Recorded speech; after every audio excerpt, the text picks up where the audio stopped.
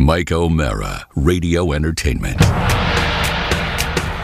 You can listen to the Mike O'Mara Show at MikeO'MaraShow.com. Let's get started. It's the Mike O'Mara Show with Mike O'Mara, Oscar Santana, and Rob Spiewak. Now, here's Mike. Hi, everybody. How's everybody doing? Oatmeal, Texas, Micro, North Carolina, Logan, Ohio, Stillwater, Oklahoma, and Tucumcari, New Mexico, along with Villa de Merlot, San Luis, Argentina. Good Night for Argentina. 1985 was the movie on the Golden Globes. We'll talk about that in a second. Before we get started with the show, I want to send my very best wishes out to all the people in California that are dealing with just ridiculously unusual weather. Rain, go away. All the way from our friends in the Sacramento area all the way down through L.A., my daughter, who lives in Los Angeles, and had a conversation with her. Found out that even with that secondary education that she gets, didn't know what the term culvert meant. I said, "Are you near a culvert?" She said, "What's that?" And then we went through that. It was a very interesting conversation with my daughter, Catherine, yesterday, because I was concerned, and because she is, and always has been, semi-nocturnal. Yes, she's a raccoon. She goes out at night, and when she's working, conversation... she works in the service industry. So that's it. Yeah. Was it wearying and unrewarding? No, because raccoon is the sweetest, nice. Because you don't call her a vampire. No, raccoon is sweet. A raccoon is like the sweetest way to say someone's nocturnal. Yeah. No, her restaurant closed in December, which I didn't know. I'm sorry. Oh no. And then Carla said to me, "When did she say that? Maybe she said it when she was here." But so they're having their little trouble looking for work, and they're in the middle of doing that now. And and apparently because of the month of January, where everybody dries out, that's what her reason was. Well, yeah, that's what is it? Sober. So no, dry January. Yeah, dry January. So anywho, I said. She said, "Well, the water's going by us, Dad." Try dry April, May, June, July, August. She said the water is going by her apartment. I said, "It's going by us." I said, "Are you near a culvert?" She said, "What's that?" I went, it's like it's a ravine, Catherine. It's usually cut out by when you do get water, and they've got you've got areas of L.A. and the surrounding areas of Los Angeles and Southern California that don't get a lot of rain, and people have, in some cases, never seen racing water in these little culverts and these streams and these tributaries. So it's a real mess out there. So when I'm talking to her, I found myself not being relieved. I found myself getting more and more uptight about this situation. Yeah. She said the water's going by. I said, "Really?" I said, "Well, your new place is in Hollywood, right? I thought you were in the hills." She said, "We are, Dad, but we're at the base of a hill." I said, "Well, my impression would be if you're at the base of a hill, not really cool to be at the base of a hill. No, kind of the worst place when to the be. water's probably the worst place." And then I said, "Well, are you on a second floor apartment?" He said, "No, we're at a ground floor apartment." He said, "That's good." So I'm just going through also this. Also great and going for insurance. This. Well, insurance. Well, if you're in an apartment, it's your stuff, right? So that's I'm not true. That's particularly concerned about that. But a lot of people are dealing with that, and then I guess more rain coming in for our friends in the Sacramento area today. Just a nightmare out there. And, and when I say nightmare, not everywhere, but in certain areas, by God, it's why Kevin Costner had to shelter in place and wasn't able to make it to the Golden Globes Santa Barbara. to collect his award. Yeah. But we'll get to the Golden Globes. How long did you stay with it? I stayed with it probably from 9:30ish till 11. I stuck around. First of all, bless your heart. All right, we'll dive in, and then we'll get we've got a talking head here today, so I don't want to cheat him out of time. Is he okay with the late start? Yes. We had, folks, behind the scenes today. Yeah. Let me tell you, one of the all-time greats. Goat show. One of the all-time greats. Really, really spectacular. So let me get to the Golden Globes, because it Mike, I have a production element for you. Okay. Golden Globes.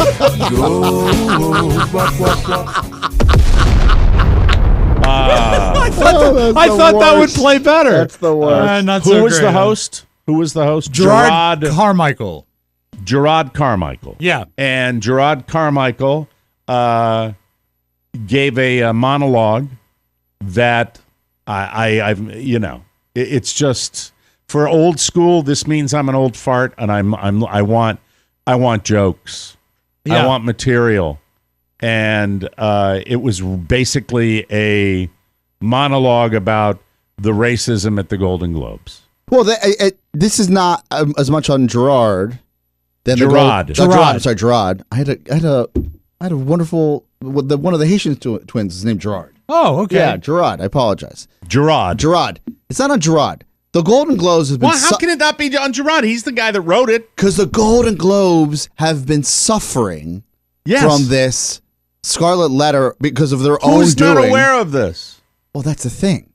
But it's not. If you're going to talk about the only reason that you're on the stage is because you're black, you can get there and make it. I don't know. Did it make you uncomfortable? Is that why you didn't like it? No, I just want funny.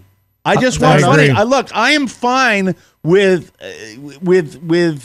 anything that has to do with enlightening people regarding racial transgressions. You know my politics. 100%. You know that's why I'm shocked you're saying this. I'm not shocked. It sucked. Okay. And he should be called out on it, regardless of the color of his skin. It sucked. The presentation and the point, even the point he was trying to get across, he did so in such a low energy, meandering way. I have not seen his stand up, so I don't know what it normally is, but I was just, are you kidding me? And, this is to me what the Golden Globes should be. The Golden Globes should be irreverent, and in many cases they were last night. A lot of F-bombs, a lot of S-bombs dropped. But when you've got the host out there, I would like to have it more, first of all, more edgy. And it was, in a way, his monologue talking about the only reason he got the gig, he goes through 10, 15 minutes of how he got the job. And who he talked to is horrible. In fairness to Mike. It's meandering. And I had absolutely no point of view. I didn't watch the opening of the show. I watched the last 2 hours.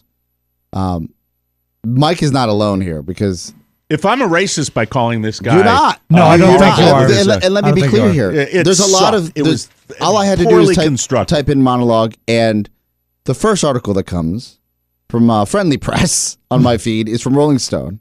Okay. And they say, Golden Globes and Gerard Michael roasts quote-unquote racist Golden Globes in awkward opening monologue.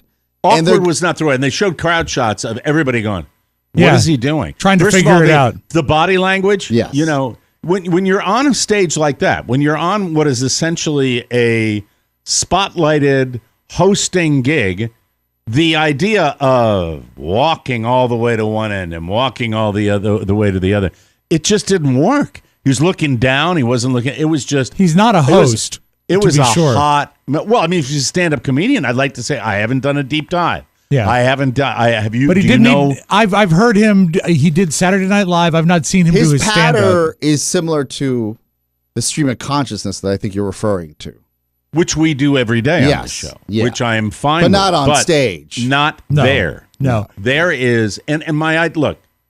Yes, my idea of what I would love in a host is roasting to a degree the famous, the rich and the famous, taking them down a notch. And when you take down the organization, which obviously had zero diversity for years and years and years, you're playing a theme that has been played before. You are roasting people that we really can't see, so we don't know. It's behind the scenes stuff. It's inside stuff. That's not too fun. And it just was a drag. And then followed by nominees. And are you going to tell me that the Game of Thrones sequel was the best television show out there? Are you smoking crack? Yeah. I mean, I just don't know what. I saw I was stunned. It was horrible. Speech was awkward. The only moment that gave me any pleasure whatsoever, there were two of them. Okay. One was Jennifer Coolidge, who was Jennifer Coolidge as much as a human being could be, and was spectacular. Talking about how she didn't get roles, it was fantastic. I was sick of her for a while, but I'm back to liking her now. She's that's who she is. That's it. Really that's what she does. She might have been doing a character on stage, but then Eddie Murphy, it was great. Was mellow, literally setting the table for one joke, and Rob's got it right here. This was Eddie setting us all up and being serious up until his joke. And I thought it was spectacular. I want to let you know that there is a definitive blueprint that you can follow to achieve success, prosperity, longevity, and peace of mind. And I followed it my whole career. Just do these 3 things. Pay your taxes. Mind your business. And keep Will Smith's wife's name out your effing mouth. Just silly Eddie. Funny. With the thing about Eddie Murphy, man, not only does he walk into a room and he's funny. Yes. They did a little montage of his, and I realized how many different ways he's made me laugh over the years. So many how hits. Spectacular he is as a talent.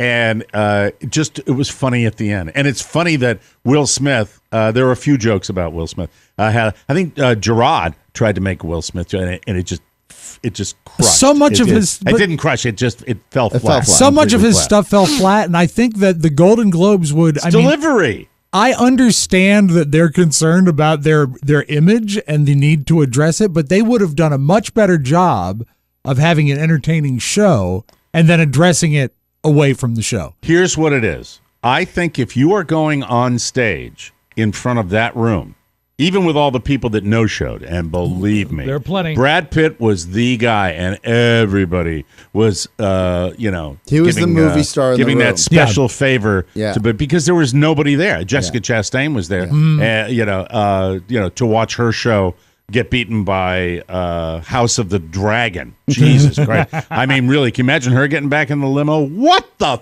fuck? Right?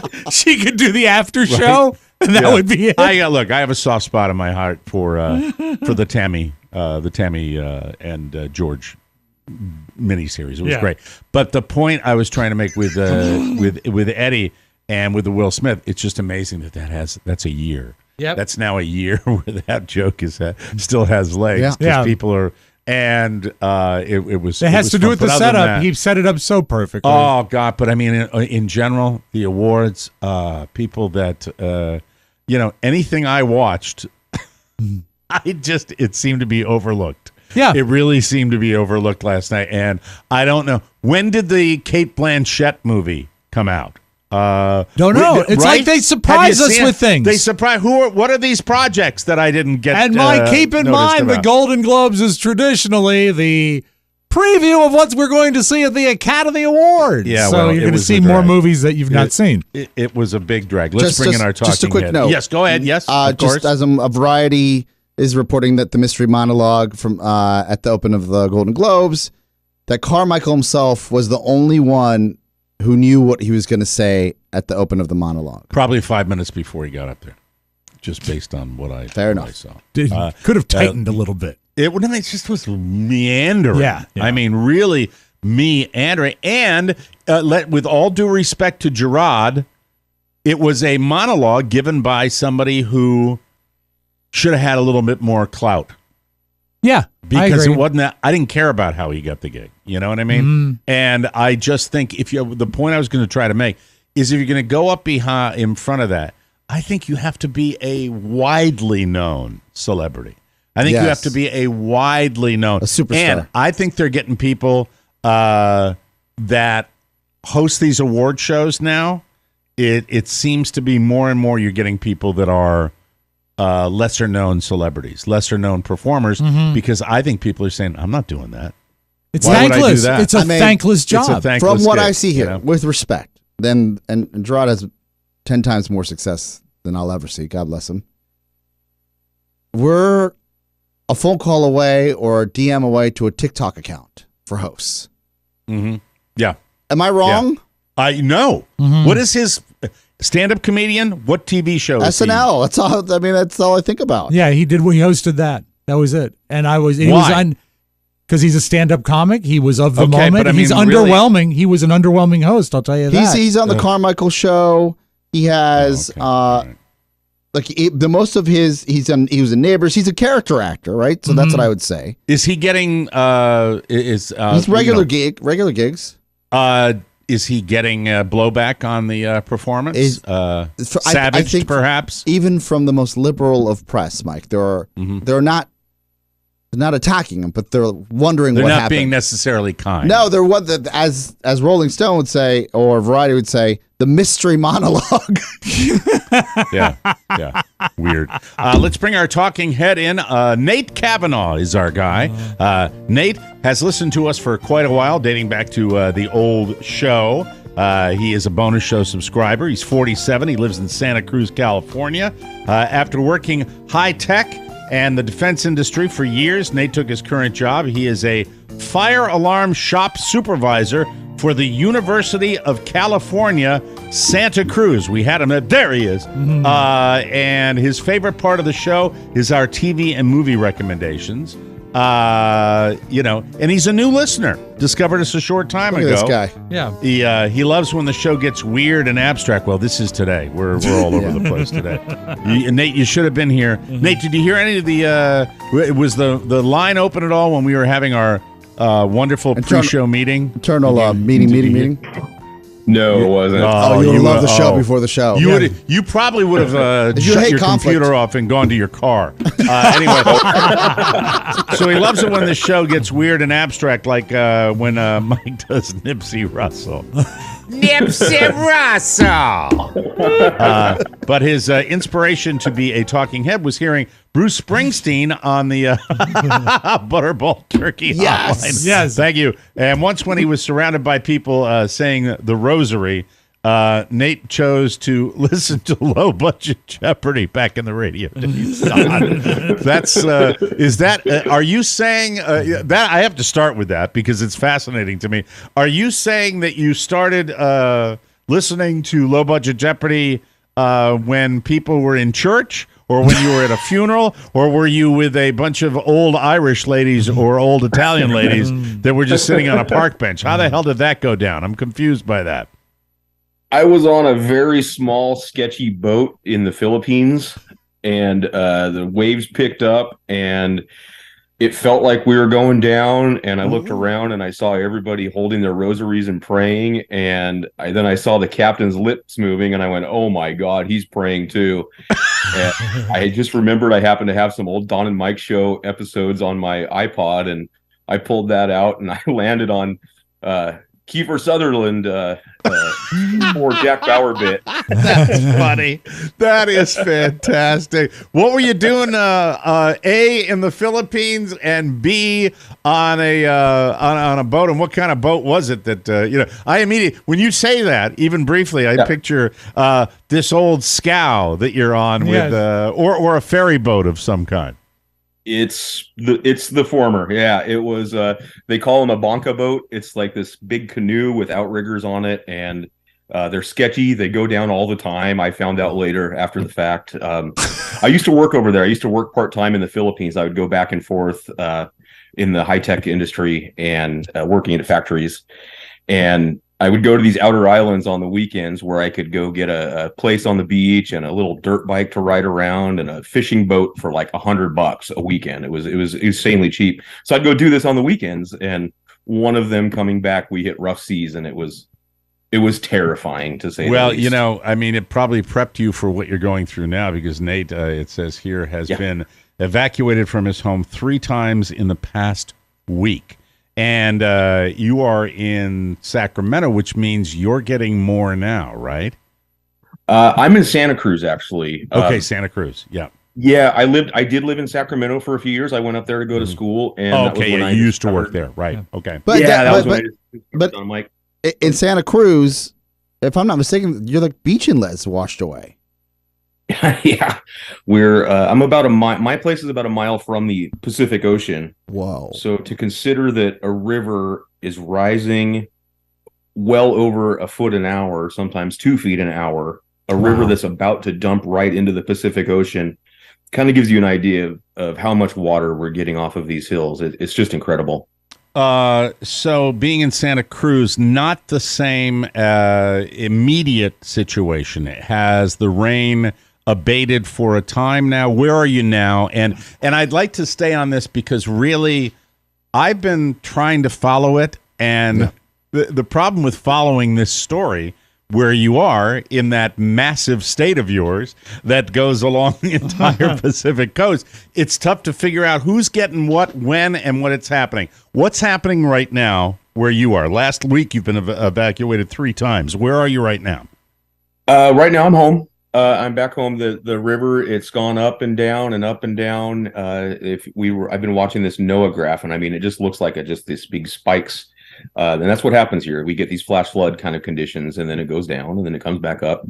Us being close to the coast, it does eventually drain out pretty quickly. The other parts of California, they're still getting the lingering effects of this, and they have much more broad mountain ranges, more creeks, more rivers, more mass to where this water kind of disperses, and eventually it'll go into the rivers, and eventually they'll flood. Where us, it's like within a matter of minutes, it's raining up in the hills and we're flooding. Wow. You've been in California a long time, and I hear a lot of people talking about this being a once in a lifetime event. Have you ever seen anything even remotely close to this in Cali? 82 was really bad, but I was only 7 years old, so I don't remember much about that. Mm-hmm. We had about 4 or 5 years ago, maybe we had a similar sort of rise in the river where I live. However, it was nothing near what we saw a couple days ago. And I do have to clarify. Yesterday on the show, you said that I was currently evicted. I was actually currently being evicted when Rob called. So I was in the process of packing my crap. So that's why evicted or evacuated. Sorry, evacuated. It's a big difference there, Nate. Just well, Mother Nature tried to evict you. Yeah. Now, when obviously, if the river is rising at 1 or 2 feet an hour, time is of the issue. How do they notify you when you need to evacuate? How do they reach out? We get reverse 911 calls, and it's a robo-text. Okay, all right. Yeah. Not that I've been through it. Yeah, right, Mike. Yeah, what they do is they send it's like an Amber Alert. Mm-hmm. It goes out and you get the alarm, and people say, "Go here and do this." Usually, and I think to explain, and Nate will back me up, I think on this. When you get this, evacuation orders come for a general area. So you can get an evacuation order, and you're not in imminent danger of having your house flood. But there are areas that are in imminent danger, and there are other areas that you might not be in danger at your house, but you might not be able to get anywhere, because the roads and stuff like that. So 3 times though, where you go back and then you hop back out again, that's got to be a little scary, I would think.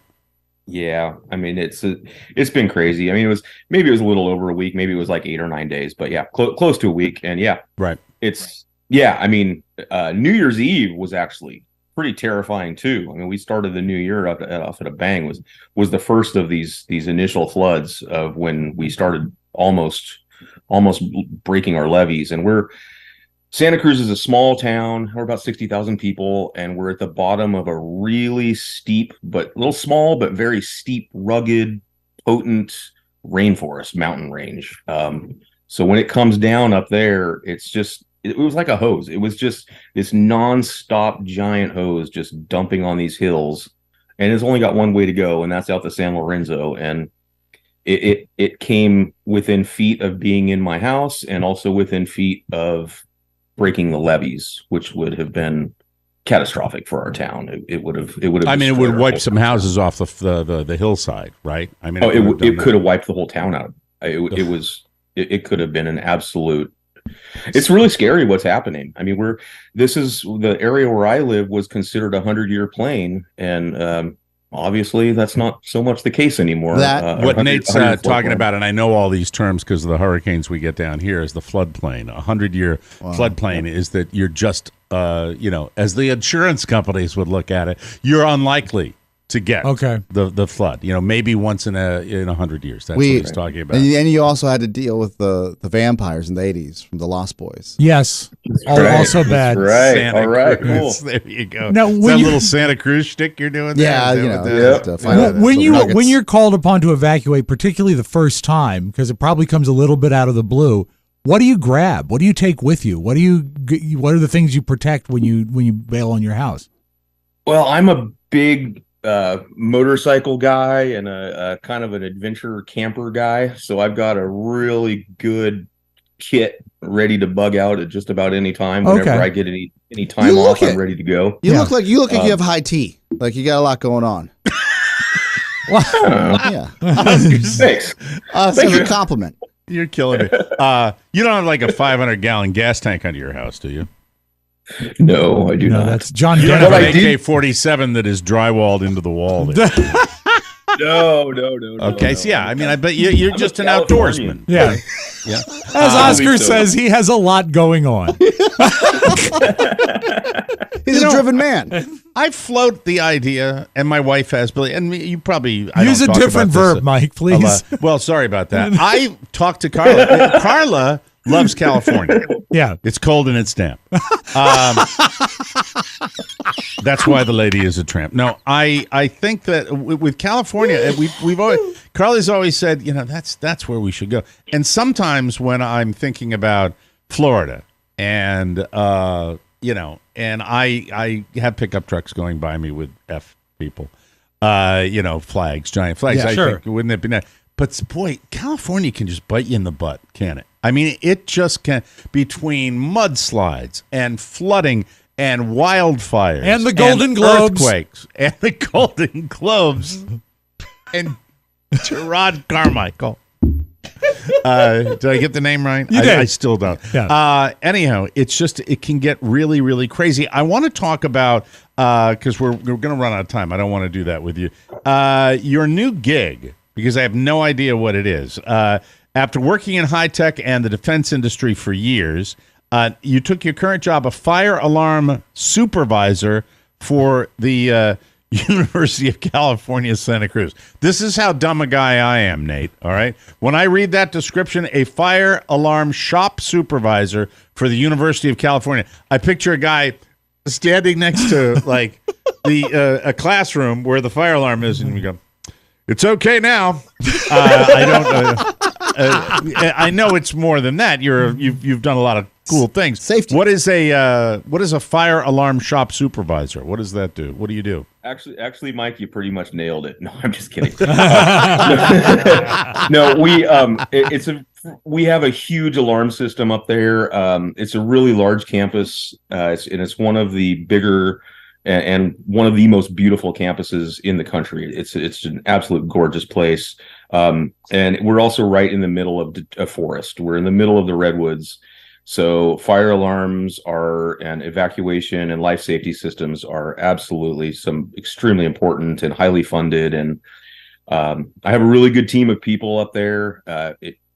The job listing came out, and it was just perfect time. It was right when I just decided I was done in defense industry. I hated what I was doing. I just didn't like where I was, and this came up, and I had a couple friends working up there, and it all worked out, and it's been a great thing. And it's surprising. It's surprising how much work actually goes into a large fire alarm of that scale. We feel the same way about this show. Sure. You sit here, and if you make it look easy, you just don't realize the work. You win when there aren't issues, essentially. Yeah, I mentioned again, if anyone had been with us 10 minutes before we went to air, There would have been It some was, alarms. Yeah. Yes. Yeah. We need we need some government funding. Pony just adds it. Pony just adds it to the archives of the Mike O'Mara tapes. that will someday be released with his own podcast. This is June 3rd, 2017, when Mike was not happy with the audio quality of the show. No, it goes on. He melted down, but then he was nice. Yes, yes. Yeah. I mean, it's craziness here sometimes with what we do. And so you listened to the radio show back in the day, right? And then hopped onto the podcast a year ago. And I'm always fascinated because one of the things we don't have is the budget to let the world know we're here. And I think it would pick up a few 100,000 listeners if we were able to put a national ad out and say, "Hey, remember us?" So I'm curious, when you joined in a year ago, how does one find us so late after the run of the Don and Mike show? I'm always curious about that. I think I don't remember exactly, but I think either I Googled it or I just stumbled upon it. I think TikTok, I Googled social media, something came up in your feed. Oscar's writing this down. Oscar's taking the notes. I don't think so, Oscar. I don't think anything came up on my feed. Maybe on YouTube. Did you miss? Were you like, I miss talk radio? Were we on some goatweed ad that we forgot we did years ago? We were selling our souls. I've never really been a talk radio guy. I just the show, the old show, and this show just always cracked me up, and I really just like the way you guys, all of your take on how the world's going, and when I discovered, I honestly can't remember exactly how I found it, but as soon as I did, it was boom. Okay, here we go. This is my morning tradition now. That's so cool. So you're single and never married. I picture, and I hope I'm right, I picture the way you look right now and that house that I'm looking at, that somewhere there is a dog that looks like the Brad Pitt dog in Once Upon a Time in Hollywood. That, you can go, I don't know. And the dog really tight. Oh, there we go. I knew it. The man's man. He has a lot going on. Let me say, good there's boy. the dog. Yay! I knew it. I knew it'd be a dog like that. Yeah. That's awesome. That's a great dog. He doesn't have a chihuahua. He doesn't have a chihuahua. Sad pet day. We'll get to that later in the O'Mara household. No. All right, well, we got to run. Nate, is there anybody you want to say hello to before we let you go? And it's been fascinating talking to you. I really wish you nothing but the best out there, and all of our California listeners. More listeners in that state than anywhere for the show, and we really wish them all well. Anybody you want to say hello to before we let you go, or you simply wash away? Yeah, I mean, I don't, no one in particular. I really would just like to say thank you to all of the infrastructure workers out there who are working every day and putting themselves on the line and putting themselves in dangerous situations to keep us all safe. And amen. I feel like they're unsung heroes, and I really just appreciate everything they do, and they don't get nearly enough recognition for all the help that they provide for us. You're a great guy, and really fascinating talking to you about everything you guys are dealing with out there. Nate, stay safe, and don't be a stranger. And I love that the dog call was right on my part. I was so happy about that. Thank you very much, Nate. We got to take a break here, ladies and gentlemen. When we come back, we are going to have the homepage, and then a little later on, I will tell you all about the sad times in the pet world in the O'Mara household. It's just a drag. This is therapy for me, folks. We'll be right back. Down the Mississippi, down in the water. Well, I'm going to New Orleans. City of New Orleans. In New Orleans. New Orleans. New Orleans. Way down yonder in New Orleans. The town in New Orleans. I'm walking to New Orleans. In New Orleans. The Mike O'Mara Show, live Saturday, April 15th, 2023 at the legendary House of Blues in New Orleans. Hi, y'all are. I'm glad for you to see me, I guarantee. Tickets available now at MikeO'MaraShow.com. Ain't it bitchin'? Welcome back to the Mike O'Mara Show. What's the first thing you do when you wake up? Is it checking up on your credit score? I didn't think so. But at Chime, That's exactly what they do. With their secured Chime Credit Builder Visa credit card, you can start to build credit with your own money. Chime reports your payments to credit bureaus to help you build credit over time. Their members see an increase of 30 points on average. All of this with no annual fees, no large security deposits, or any credit checks to apply. So, start your credit journey with Chime. Sign up takes only 2 minutes, folks, and it doesn't affect your credit score. Get started at chime.com/TMOS. That's chime.com/TMOS. The Chime Credit Builder Visa credit card is issued by Stride Bank N.A. pursuant to a license from Visa USA. Chime checking account and $200 qualifying direct deposit required to apply for the secured Chime Credit Builder Visa credit card. Regular on-time payment history can have a positive impact on your credit score. Impact to score may vary, and some users' scores may not improve. Out-of-network ATM withdrawal fees may apply, except at MoneyPass ATMs in the 7-Eleven or at any Allpoint or Visa Plus Alliance ATMs. You did it! From the four corners of the World Wide Web and into your digital device, it's what you need to know. This is the homepage. This is the homepage, ladies and gentlemen, and Ben Affleck and Jennifer Lopez teaming up again, ladies and gentlemen. Oh, boy. Now, I don't know what to expect. I can be hopeful. But they appear to be working together on a Super Bowl commercial. And I know, like, Geely or whatever that horrible movie I believe it was spelled giggly, but I think it is Geely. Geely. So this could be funny because the one thing Ben Affleck knows about is Boston. Yes. He knows his Boston, and he was spotted working the drive-thru at a Dunkin' Donuts in Boston yesterday. I remember on Saturday Night Live, Casey Affleck did a Dunkin' Donuts parody commercial. It was one of the funniest things I ever saw. It's a big deal up there, isn't it? It's like a go-to place. Well, donuts are in New England. Yeah, That's but all we have. my brother was not a Dunkin', as he likes to call it. He corrected me that it's not Dunkin' Donuts anymore. Look, it's nice to be able to visit him at the Cape. He's like, you want to go to Dunkin'? You want to go to Dunkin'? And I said, no, I don't want to go to Dunkin'. Isn't there like a mom and pop place around here? We go get a cup of coffee. Yeah. I was doing some deep diving on, on the Beaties last night. Yeah. I may never eat another donut. Anyway, did my name come up in the research? Wow, it's like, boy, our blood. He was spotted working. How you kidneys doing today, Rob? Oh God. Ben was spotted working the drive-thru at Dunkin' Donuts, and Jennifer was his customer, one of his customers. Sounds like not everyone who went through his line was a plant. A woman named Lisa Mackey said she was served by Ben and then signed a form allowing him to use video of her in the ad. She said Ben was, quote, incredibly funny and quick-witted. And if he's doing the Dunkin', it's just that Affleck crew, I think they love mocking Dunkin' Donuts, and it's funny. They did it in Medford. Hey there, I'm Sandy Mack. He was incredibly funny. Oh, fantastic. Very funny he was, Ben Affleck. I love Casey Affleck in Saturday Night Live where he's hanging halfway out the door smoking his cigarette. Spectacular. Gwen Stefani appropriated Japanese culture pretty heavily during the Harajuku era. Harajuku, I should say. But she doesn't see it as a bad thing. In a new interview with Allure magazine, she says, quote, that when she first visited Japan, she had a revelation.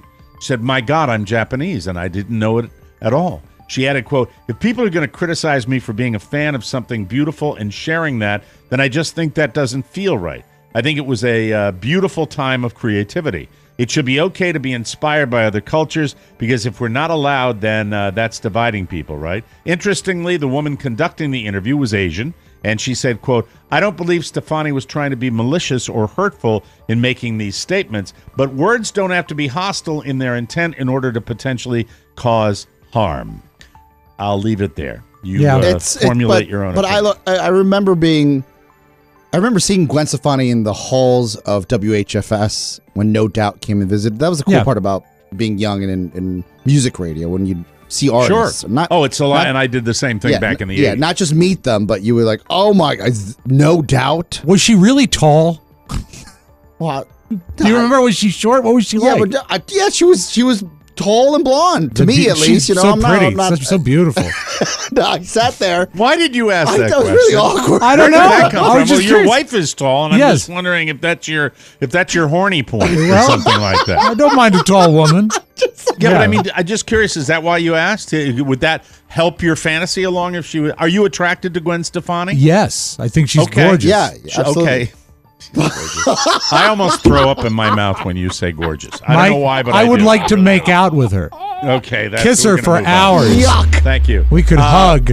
All right, now on to the Gronk. I have an insight on this that I will offer at the end of this story. Rob Gronkowski seems like a guy who would never turn down a good groping, but like everyone else and everything else, there's a right time and a wrong time. He says, quote, I appreciate my fans loving me, but when they start touching me and patting me on the back, I just like my space.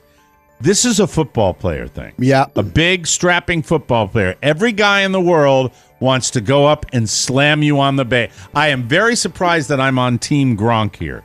But football players, I think athletes, get smacked on the back like, hey, tough guy. Yeah. That people want to do that. I did it to a very famous football player who got annoyed at one point, you know. Really? And then tapped me back on the back in a very hard way. And I got the impression that was, he was kind of mocking me doing it, but I knew it was like, oh, I get it.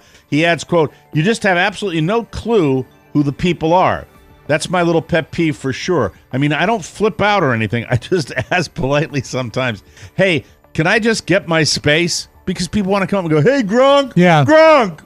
Hey, Gronk. How are you? Come over to Dunkin' Donuts. But you Yeah, know, this yeah, is also you know? this is Gronk pulling a Tom Hanks on us because he's in that movie 80 for Brady. Oh, okay. So he's promoting That that. movie didn't age well. Yeah, Rob sniffs out those little publicist runs that they do with no to send mention of the people out movie, there. and yet he's in this story. That's fascinating. I agree. Will you see that movie, Mike? I know you're a big Tom Bay no. fan. I know you turned down the role. I did. Yes, they said that. You know, I can't lose that much weight in that short a period. Of They time. wanted you to be the Lily Tomlin character. Can I, if you can find me a vat of Monjaro? By the way, you didn't comment on my Liverpool hat. I love it. That's my Not a Liverpool fan. Football Club. Not a fan. Okay. Thank you. Thank you very much. Can I see the back with the appreciate Jerry that. Lewis No, thing? you can't because you'd have to see my hair. to Well, you do could that, but just thank spin you. it. I don't want to spin it. I don't want to. Okay, then you mustn't. All right. All right. Thank you. Like all days, they start out like poop and end up making me laugh. That's the way it goes. A woman on TikTok said there's a trick that she uses anytime she can't remember someone's name. I give you this story. This is about the dumbest thing I have read in the last 6 months, and I'm not kidding you. All right, here's her hack, an overused word. Like it's a life hack. Instead of admitting she can't remember, she throws out this fake factoid. She says to somebody, did you know it's really hard to say your own name 3 times fast? Really? This is going viral. The idea is that they'll automatically try it and It's you'll know January. their name. It's January. Duh. Yeah. It is so January Yeah, it is. right now. It is. And it's going to get worse. Worse. It's going to get worse. Worst. Yeah, it is going to get worse. It's going to get worse next month. Yes. Worst. In theory, it might work, but if I don't care, I'm not even going to talk about it anymore. It's stupid. Watch this. Yeah. Rob, Hi, how are you? Rob, Good Rob. to see you again. You know, I read that if you, God, duh. Oscar. Yes. Yeah. Pizza, I mean, pizza, it's- pizza. Hey, I mean, that was really. great. Yeah. I just, I'm not buying it. Oh, Monty. All right. You could also moving right use along. an even more obvious one, which is how do you say your first name again? And then it's always something like Jack. Bob. According to the analytics firm Inrix, the average U.S. driver spent 51 hours sitting in traffic last year. 15 hours more than in 2021. Congratulations. Yep. But still about 50% less than the pre-pandemic high of 99 hours in 2019. So there's that. Not all cities were equal. And even though L.A. is notorious for its congestion, the traffic in Chicago was the worst. Really? So Chicago takes the top prize. Drivers there spent 155 hours stuck on jammed roads. Boston was the second worst at 134 hours. New York City, third worst, followed by Philly, Miami, San Francisco, L.A. at 7, then Washington, D.C., Houston and Atlanta, where drivers wasted 74 hours in traffic, less than half of Chicago. They actually looked at congestion and mobility trends in more than 1,000 cities across 50 countries, and the most congested city overall. Anyone? Oh, God. This is worldwide. Worldwide? Mumbai. No, I wouldn't say Mumbai. Good guess, though. I would have done that, too. Rome. London. Really? Yes. People spent 156 hours in traffic.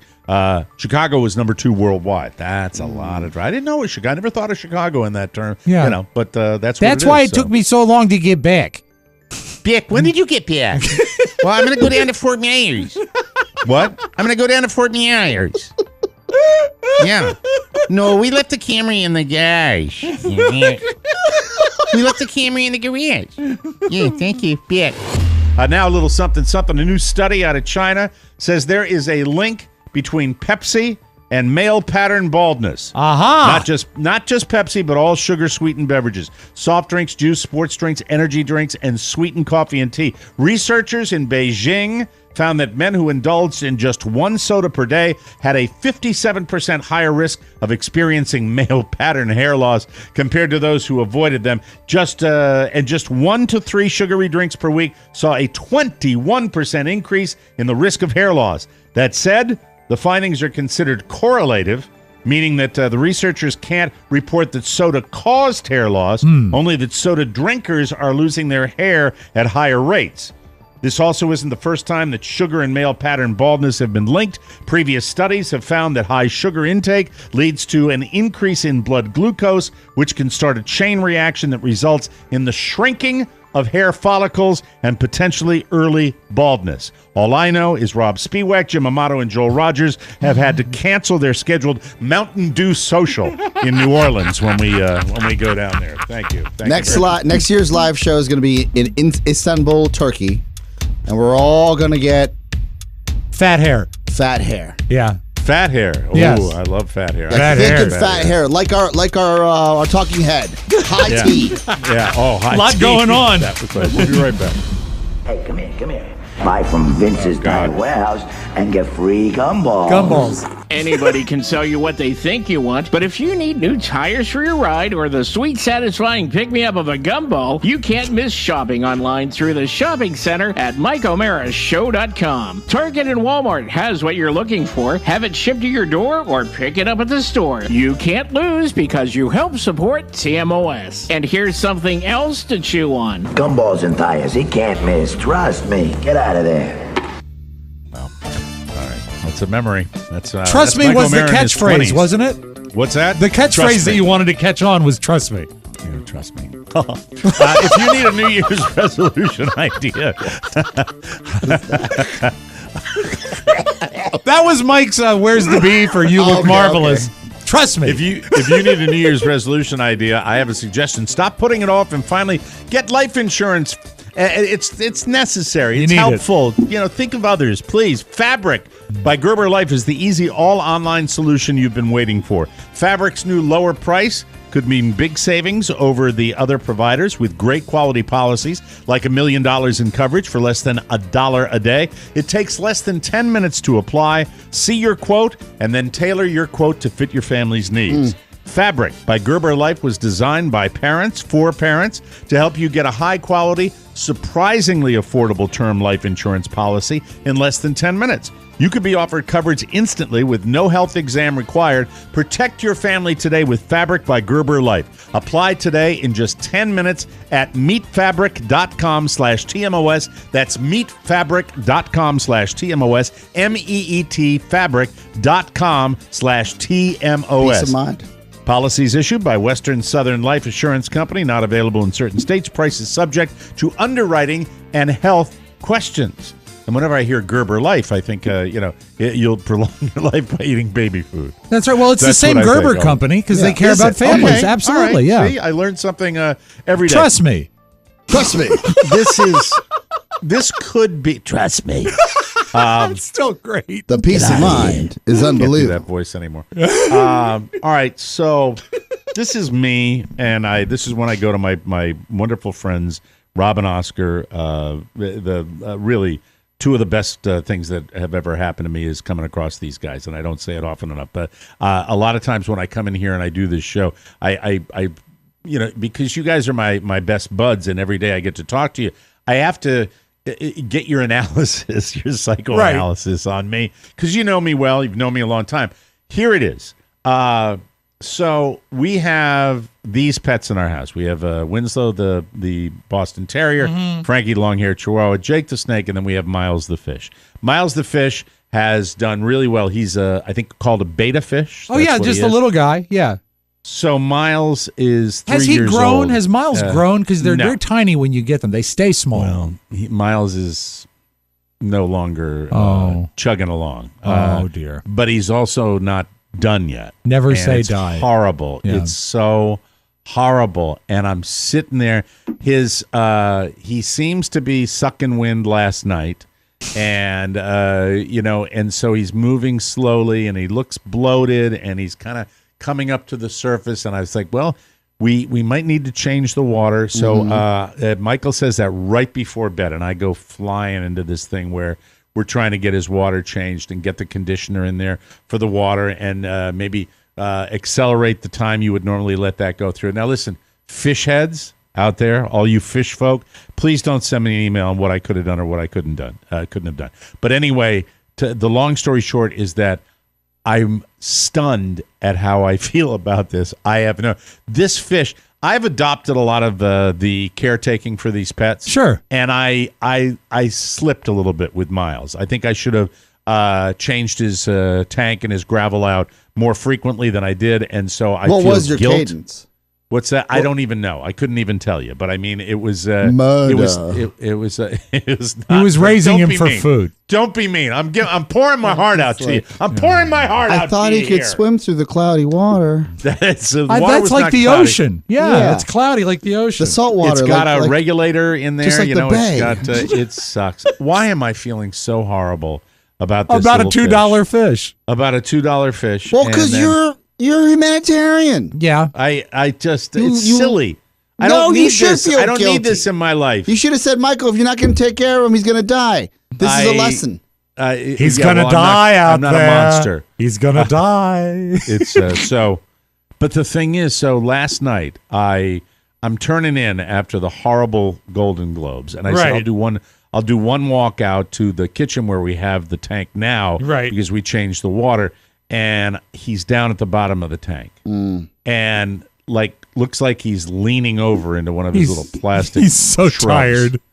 And I said, oh, he's gone. And I said, okay, I'll reach out. So I reach down with the net, and I get down there, and he goes, nee. Yeah. And he well, takes when they off. die, they come to the top, I think. Well, no, he's well, then he's still down at the bottom as of this morning. Okay. And then I reached in with the net again, thinking he's really gone, and he swims away again. Yeah. This is horrible. Is Miles named after the character in Sideways? Miles. Jack! Miles is probably sitting at the bottom of that tank being like, man, I had a better situation and a better setup in Flint, Michigan. The Flint water? With the water closet. Yeah. I'm not flushing him down the toilet while he's no, you can't while he's alive. No. What? Just put him in a new tank. Or a bowl. Get an emergency tank. You can get a hospital tank. You put. What do you mean? I've already changed the water out. He's in clean water. Yeah, but you. But the gravel and the plant, maybe he just needs a fresh start. Yeah.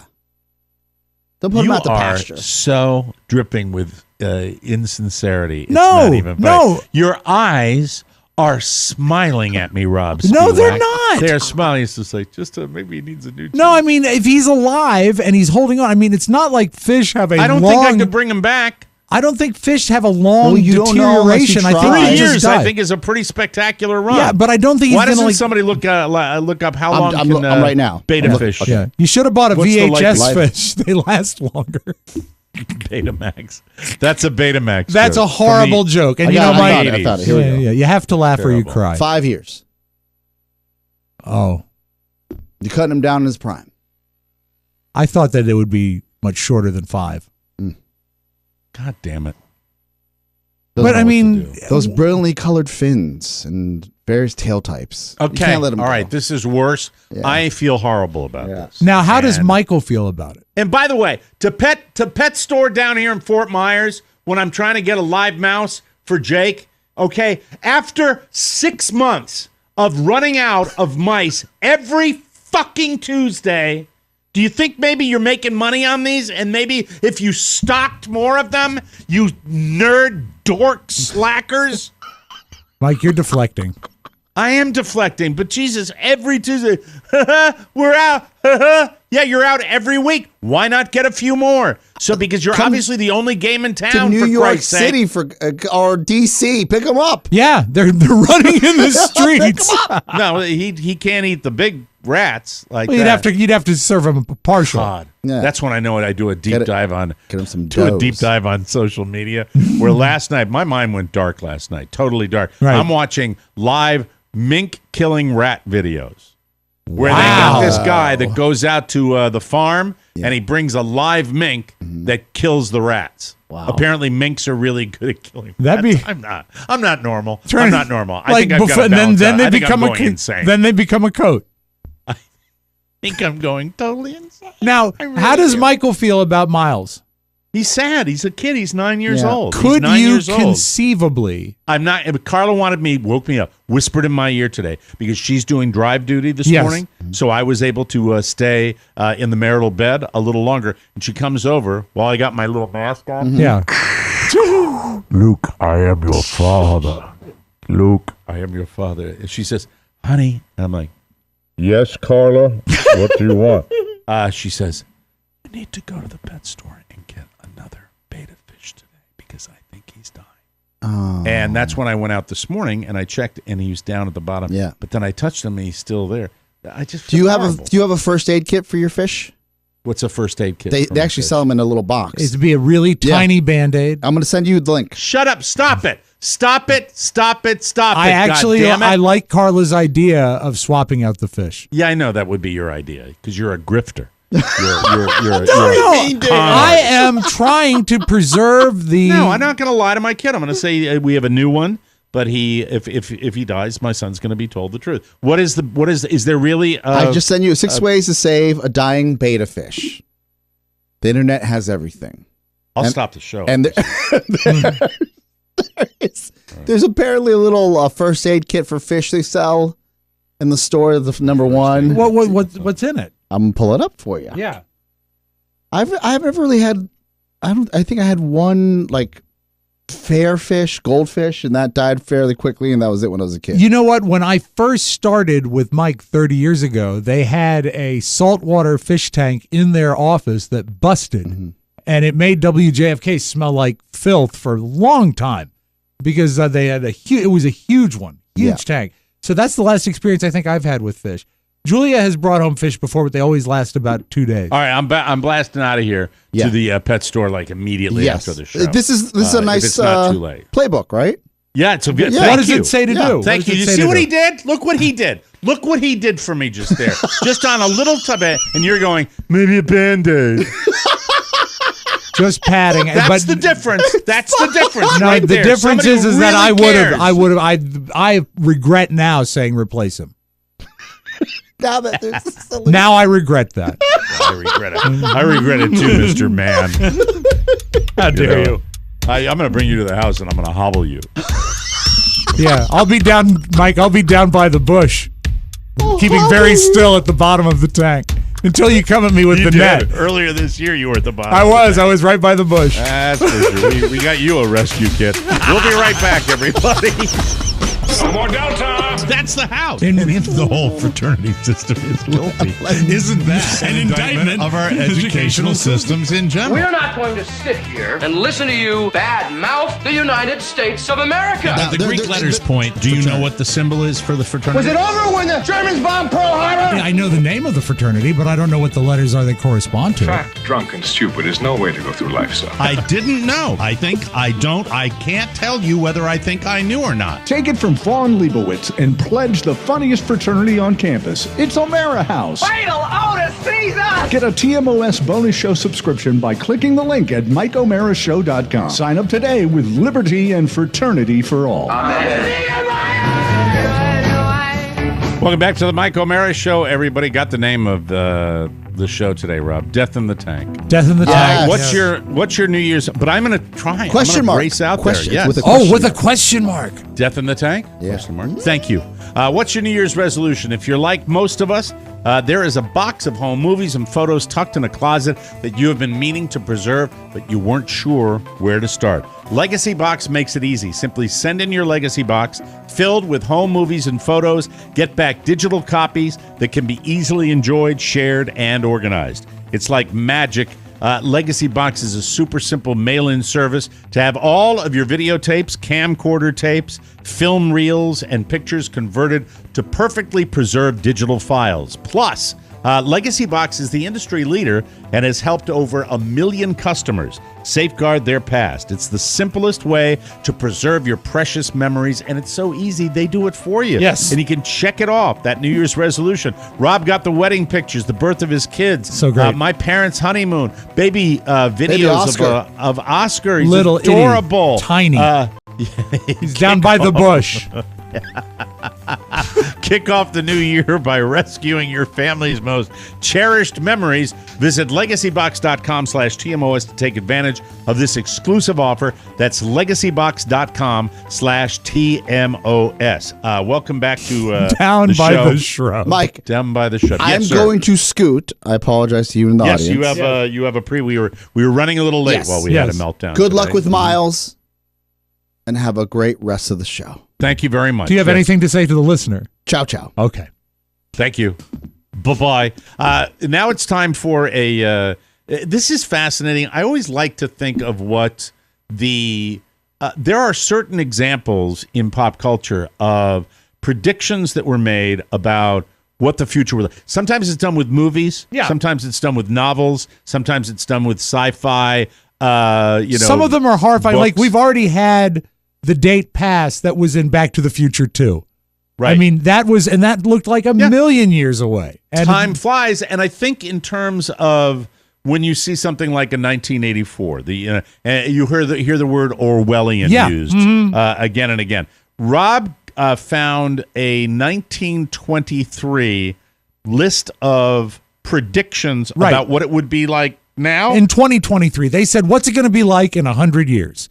Okay. Now, they got some of them right. They said, for example, constant airline traffic. They got that right. Okay. That is correct. They said that America's population will exceed 300 million people. They got that right. Yep. And they said, and this had to be so crazy, I think 1923, they said, you'll be able to talk to people through your wristwatch. Well, guess what? You can do that. That's pretty good. Yeah. That's very, very cool. Some of them are not dead on, though. Okay. This is the Roaring 20s. The Roaring 20s. That's right. Pre-stock market crash. That's right. America was at a cresting at a fun time. And By the way, can I just offer one thing before you start your list of things? Offer this, yes. Do you believe that in 1923 they would have had any idea that the 2020s would suck this much? No, I don't think they do. They did say that they thought the Golden Globes would be a failure, though.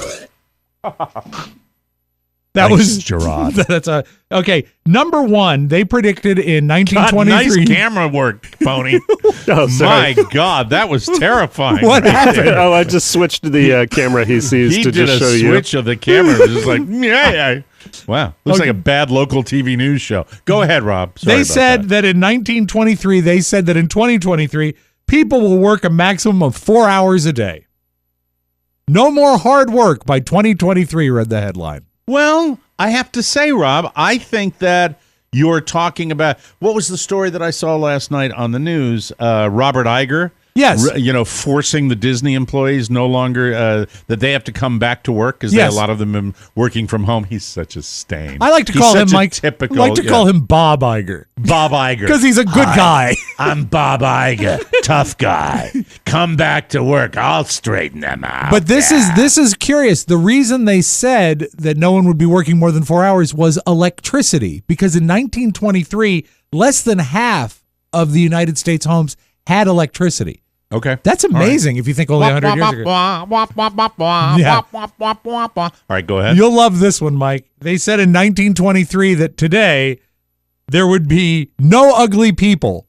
And because of this, beauty contests would become obsolete. Wow. Yeah. Man, oh, man. Do you think as a rule, I know we're taller, do you think as a rule we're better looking than we were 100 years ago? Why don't you drive out to Manassas and have lunch today? I think I will. Okay, go ahead. All right. They predicted 100 years ago that women will paint their teeth black to be fashionable. That's just throwing a dart at a board, in my opinion. But in 1923, didn't they still have black teeth, right? Well, some of them, yeah. But also, I mean, now what we do, we whiten our teeth. They not only got it wrong, they got it wrong 180 degrees. Yeah, they got the wrong color. Okay. Oh, those silly people. They said that gasoline would be replaced by radio waves and that our automobiles would be powered by radio waves. That to me is a prediction of electric cars. Yeah, I That's suppose. very similar to that. Absolutely. Yeah. See, you think in terms of that they're getting them wrong. I think there's shades of difference where they're saying gas will no longer be what we're using and we're slowly getting away from it. Yeah. Off fossil I see fuels. that. Okay, I can see that. They said that the average life expectancy in 2023 would be 100. Another expert said that the average life expectancy in 2023 would be 300. I think this is sad, and I think that has COVID. What's the average? We had it on the show yesterday. 73 and 79 for women. The arithmetic mean is 76 men and women combined. Really? Yeah. Okay. So that's the average age. I thought it said 73 yesterday in the United States. I think it's 73 for men, 79 for women. Yeah. The average life expectancy in 1923 was 57, which is not great. But right now, the oldest living person is 119. And here's where I still have a little faith in this, is that you and I have 50 years before I get to the hundreds. So maybe something will change in 50 years. And Mike has 6, exactly. Right, so we'll see. Thank you. They predicted 100 years ago that flying from Chicago to Germany would only take 18 hours. They were wrong. It's 9 hours now. Well, and I saw a program about supersonic flight where there's a company designing a business jet now that is supersonic that will be something very spectacular. They still haven't made a tremendous amount of progress in rolling out, or I don't know the timetable for rolling out a large passenger liner for supersonic, but they're still struggling. There's now a supersonic jet. I think it starts next month, and it flies from Washington Dulles to BWI. And it's such a quick flight. It is really quick. You barely have time to finish your drink. Yeah, hardly 2 hours. They predicted 100 years ago cancer would be eradicated.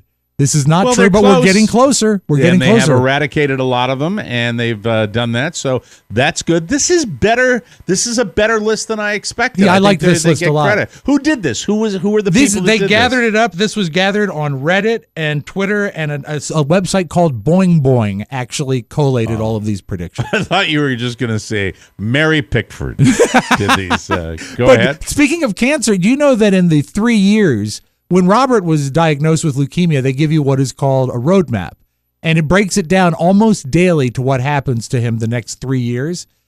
A week later, a friend of his that he made through the hospital was diagnosed. His roadmap was different. The technology changed in 7 days, after 3 years, the technology had really changed. So cancer is constantly advancing, and I can't wait. I can't wait to see where we are in just 10 more years. One of the other predictions in 1923 said insurance companies would continue to F us. That's very true. And paint your teeth black. Yeah, exactly. Mike, in 2023, they predicted 100 years ago that homes won't have kitchens anymore. And that's it? They just let it hang they said we would make food using chemical formulas that we wouldn't need to cook. It would just be formulas of food. Ceviche. Yeah, exactly. Cooking with acid. All right, we got a few more. Give us your highlights here. Okay, I've got 2 more. I've only 2 more. They said that in this 2023, telepathy will exist. No, I mean, it will, but it'll be on like silly talk shows, like Aileen Cunningham. She's a carny. Come on, Mama. Yep. And the last one, Mike. By the way, if you're just a new listener, Aileen Cunningham was our psychic that we used to have on the old show. And Mike, what happens between you and the lady stays between you and the lady. Stop that. Behave yourself. And this is my favorite one. They predicted 100 years ago that in 2023 we would have kidney koozies. That's not the term they use, but that's essentially what they are. They were little jackets or coats that would go around your internal organs inside you to keep them warm and healthy. So they would actually wrap your kidney the way they would wrap like a beer koozie. Didn't you get a couple of those in March or April of last year? They year? tried, but they couldn't find a koozie that was big enough. Okay, this can't fit around. But look at you now. They said we have to leave it untucked. Untucked. Yes, leave it zipped open. Right. We got to take a break. When we come back, we will have the Town of Sound. Yes. And by the way, we have a new closing theme that I think you're going to enjoy too. You didn't hear that at the beginning of the show when we were all fighting. We'll be right back. I picked myself up a little soy milk latte and my wife a cafe grande. Yeah. Starbucks. I hear through the speaker that it's the sing-songy guy. Good morning. It's a beautiful day. My name's Trent. Welcome to Starbucks. What can I do you for, big guy? Well, I think I'll have a venti soy milk latte. Awesome. Can I get you a cake pop? Would you like a cake pop? Or how about I tell you about my favorite podcast? Tell your friends, wake the kids, and phone the neighbors. Let them all know about your favorite podcast, The Mike O'Mara Show. It's TMOS's new listener initiative for 2023. Join the party. The more the merrier. Let your Trent flag fly, and that's fine. Welcome back to the Mike O'Mara Show. January means resolutions, fitness goals, and lifestyle changes. But if you really want to put the new you to the test, Harry's can help. Here's Orleans on WAVA. Anyway, no, it's a loop. Whether you want to go from a Bigfoot to competitive swimmer or be the innovator who brings back the soul patch, nice! Harry's has the tools for your closest, cleanest shave ever. I cannot begin to tell you how much I love Harry's. The best. I love the fact that they advertise with us on the Mike O'Mara Show. I love the fact that I've got 20 of their products in my shower. I love it. We all use Harry's on the show. I was a electric razor guy for a long, long time. I went back to razors when Harry's came along because we all love them and they're all fantastic. I have all the things and stuff. And right now, the Truman Shave trial set is a $15 value for just $3 at harrys.com/TMOS. It includes a 5-blade German-engineered razor, weighted handle, foaming shave gel, and a travel cover. Plus, you can schedule replacement blade delivery whenever you need them with refills as low as $2 each. Harry's blades are made in their own factory in Germany, and they hold up better than ever. Guys who've tried them say their 8th shave is as sharp as their first, and I'm here to tell you, I use Harry's every day, and they are absolutely correct. You cannot dull the blade. You can't do it. I've never thrown out a blade because it was literally dull. I just don't. Yeah, you're right. Put the new ones in because I want them. They're fantastic. If you don't like your shave, no worries. It's on them. No matter how new your new you is, look sharp all year long with Harry's. Get a $15 Truman Shave Trial set for just $3 at harrys.com/TMOS. That's harrys.com/TMOS for a $3 trial set, people. Sound.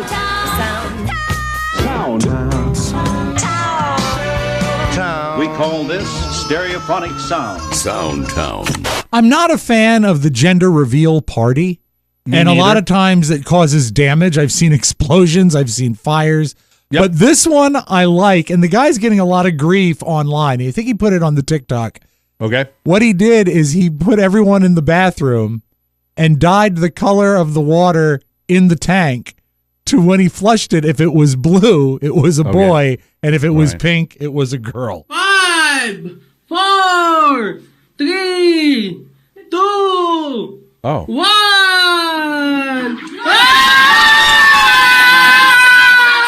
It was a boy, a little Philippines boy. And may your first child be a masculine child. But you see, that doesn't endanger anybody. And also, you can tell if your tank is leaking. If you really wanted to pull a fast one, somebody's like, it's brown. Not only is it a girl, she's going to be a brownie.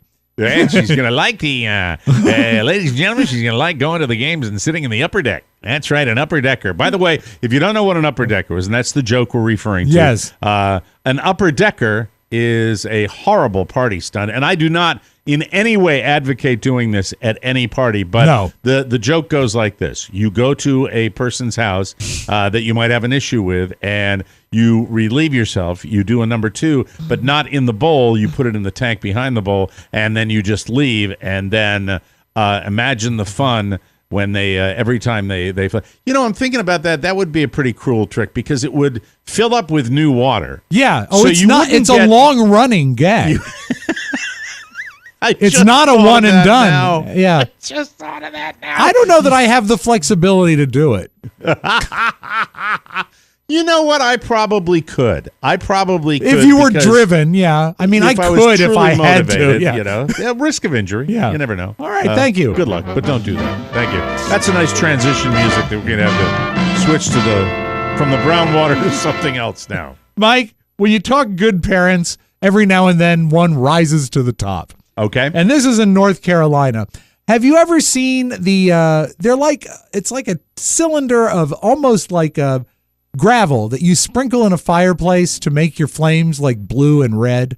It changes the color of the fire in your fireplace. I certainly would think there are products like that. Yeah, but I've and never it's seen when you think about changing the color of fire, you're talking about pure chemicals. It can't be good for the environment, right? Yeah, I don't have time for all that, Rob. I'm trying to save a fish. I understand. So what you might want to do is keep them out of the hands of your youngster who would confuse it with Pop Rocks. Do you remember the candy Pop Rocks? I remember Pop Rocks. Yeah. Yes. Well, quite this child ate Pop One of our Rocks. family members bought Pop Rocks. I ate it and I got no flavor because they're supposed to pop in your mouth.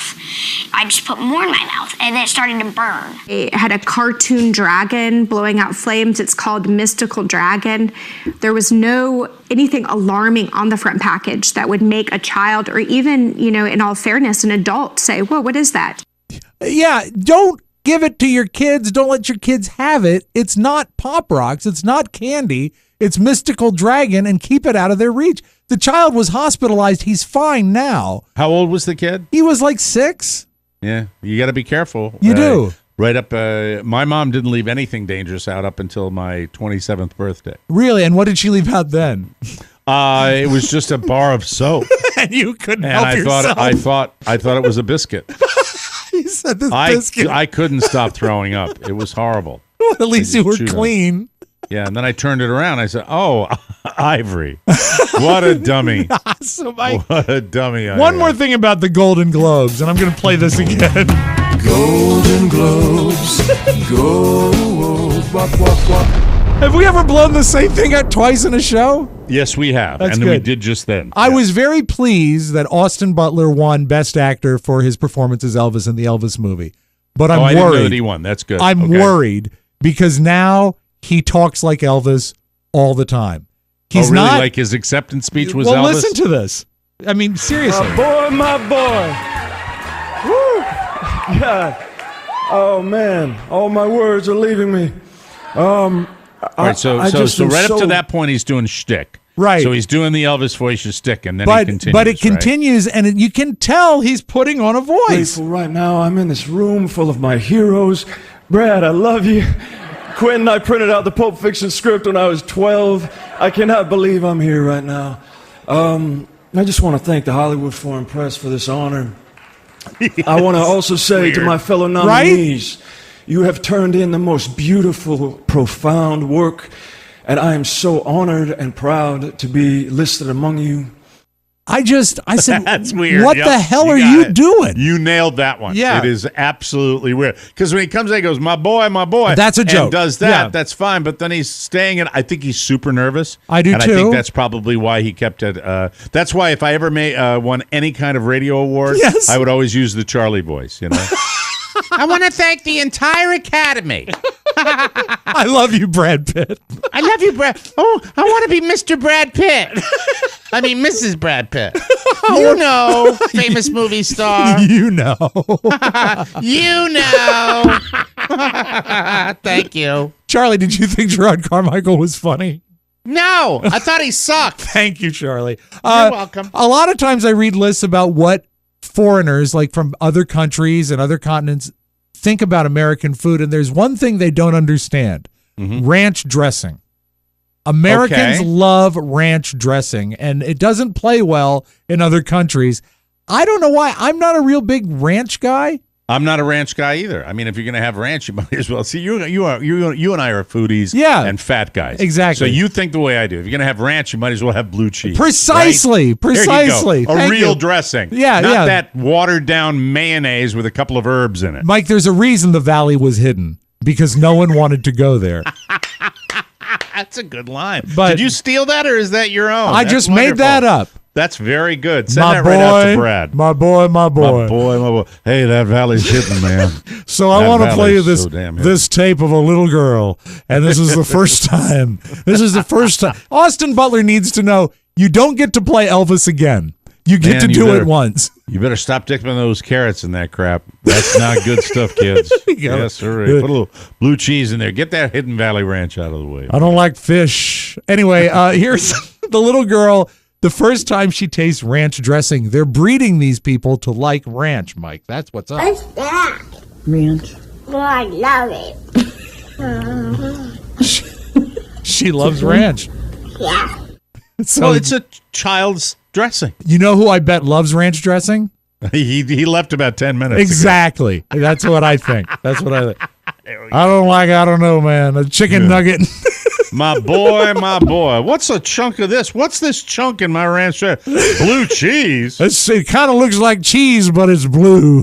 That's nasty stuff. Looks like mold to me, man. Jack, listen, if you're at Yellowstone National Park, and you've done that, right? Mm-hmm. Yep. And you see an elk is an impressive creature. Oh, magnificent creature. With huge antlers and power, just huge. Don't mock the elk.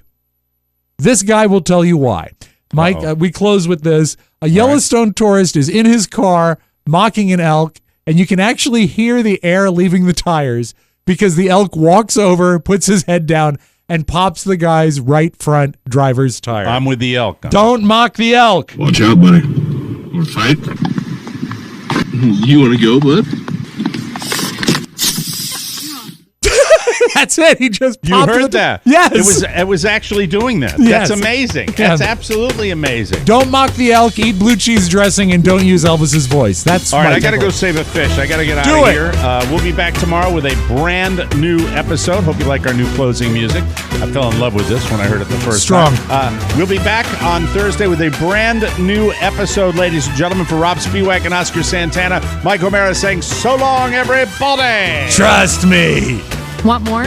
Make sure you check out the Mike O'Mara Bonus Show. Get it at MikeO'MaraShow.com. Mike O'Mara, Radio Entertainment. So crazy someplace else. We're all stocked up here. Shut your pie hole! We're working here! I thought I told you never to interrupt me while I'm working. Man said if you didn't leave, we'd bury you here. Fine, we'll leave. I don't want you to leave. I want you to dig. I think I just wet myself.